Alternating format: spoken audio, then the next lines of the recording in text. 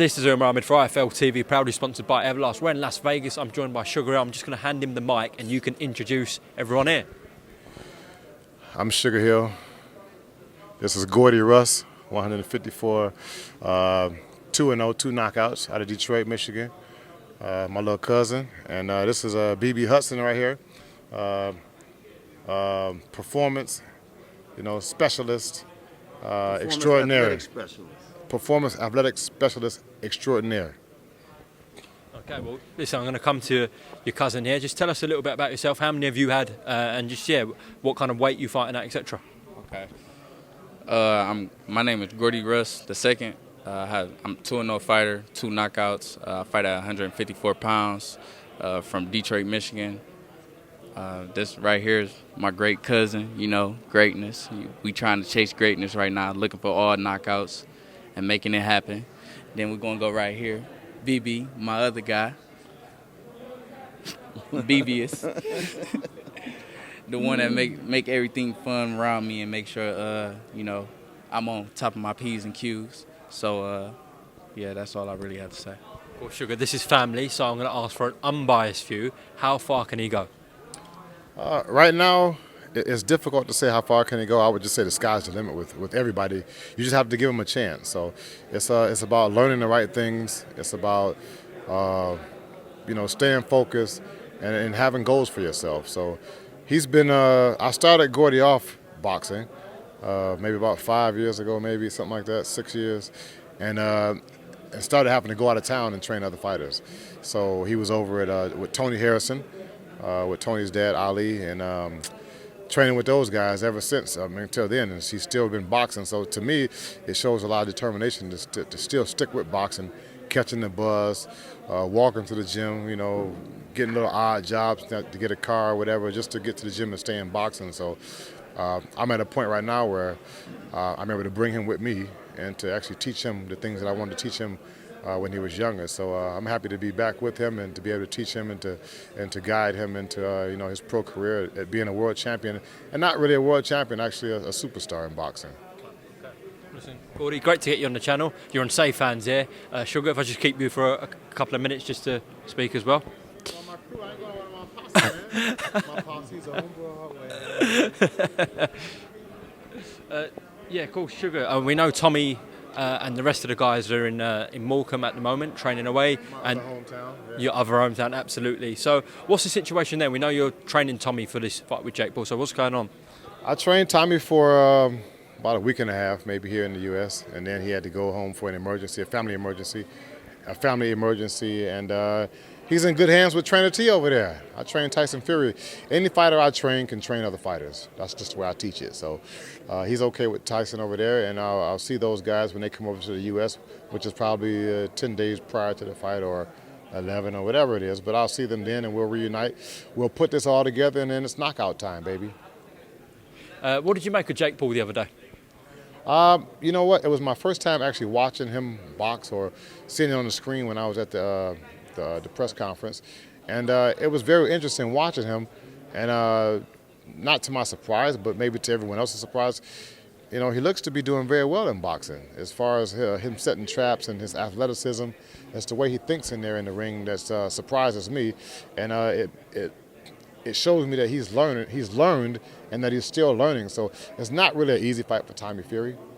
I think it's a very evenly matched fight with two fighters, and they're both on that same level, but it's just who comes into the fight with their A game and who's going to execute the best with their game plan is going to tell who wins the fight. And I just think that that fight itself, you hear people they have their goods and bads, pros and cons about these guys fighting on the main stage, but for me it's bigger than that. I mean, this is for the sport of boxing. So these two guys putting boxing on that main stage like that, and not having the illustrious amateur career or professional career, but to be given boxing, that much notoriety and that much attention, it's just great for the sport. Period. Regardless to how you feel about it, whether you don't like them there or not, but it's just great for the sport because now it's being talked about by, what they call it, it's a water cooler conversation now, where everybody's talking about the sport. So I'm happy for it. I can't be anything but it, and I don't really think it's that much negativity in it. We know your and Tyson's relationship, working-wise and a friendship-wise, blossoming. Obviously, that's been proved in the gym and in the fights that he's had with you. What's Tommy like to teach compared to Tyson? Do you see kind of similar traits when you're speaking to Tommy? Is he a hard worker? Does he listen a lot? Tommy is a hard worker, and he does listen.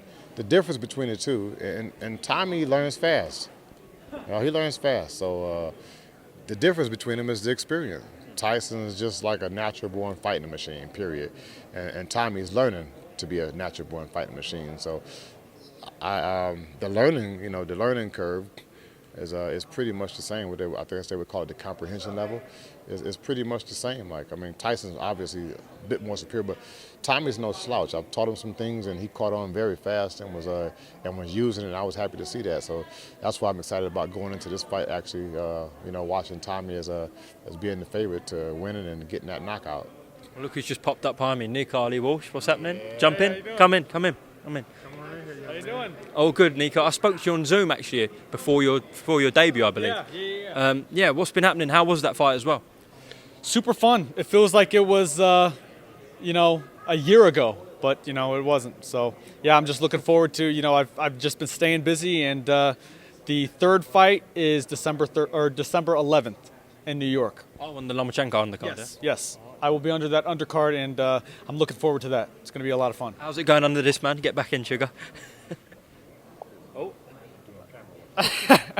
It's going good. I'm learning a lot. Sugar's all about knockouts, so I can't promise a knockout, every single fight, but that's what he teaches, and you can see it from my last two fights.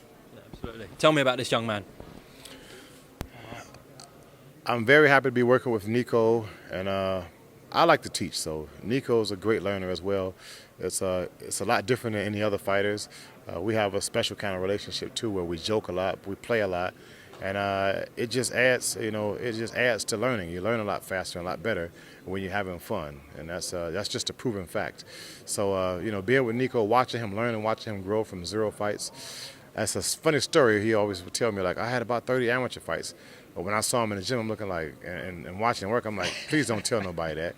Looked like you only had about 3 fights maybe, So he's a lot better now, and it's just been, a joy for me to watch him grow and to, get better each time out. So we're looking forward to December the 11th. And I brought in my cousin here, which is pretty much, he's got more experience than Nico, but Nico has better fundamentals right now from us working together. So I plan on getting Gordy to have better fundamentals, and now I can watch these two guys play leapfrog and compete with each other and rise to the top. Yeah, well, I bet it's a healthy competition. Do you want to just show the camera that tattoo? Amazing piece of work, that. Let's have a look at that. There's not stuff up there for you. This is the important one. Sugar, just before I let you go, I will have to ask about the big man himself. I will have to ask. We saw at the WBC convention. What do you mean, Trinity? We saw at the WBC convention yesterday that the fight between Fury and White, which was expected by the whole world to be ordered, wasn't ordered. Did you see any of that, Sugar? Of course not. I don't even watch boxing that much. I don't care who Tyson fights at this point. I believe Tyson can fight anybody, and whoever they put before him is okay with me. It's just for them to tell me who he's fighting, so I can formulate a game plan and make sure he gets another exciting knockout. Okay, well, listen, on that note, Sugar, appreciate you showing us a little bit of your stable today. Obviously, we will see you probably next on Fight Week for Tommy Fury, Jake Paul, all right? Oh, yeah. Yeah.